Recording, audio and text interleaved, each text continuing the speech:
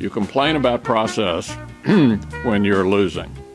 Now, the Democratic leader has indicated that in a few days he will thrust the Senate into an ultra-partisan showdown. This looks like a situation when you're in the minority, you like the process, but when you're in the majority, you move on.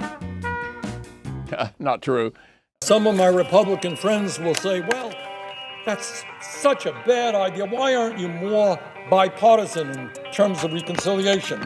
I would remind my Republican colleagues that they didn't have a problem with reconciliation when they gave almost $2 trillion in tax breaks to the very richest people in this country and the largest corporations. Senate Republicans passed the largest change to the U.S. tax code in 30 years. It was pretty clear during this debate we have a very different view of what America ought to look like. No problem doing that.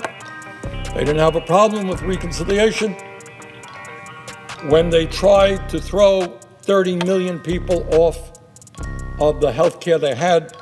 I and many of my colleagues did as we promised and voted to repeal this failed law.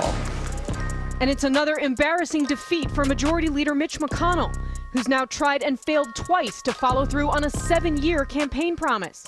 So they have used reconciliation, and we will use it. Except we're going to use it to protect ordinary Americans, their children, the elderly, the sick, and the poor, rather than just the very wealthy or the pharmaceutical industry.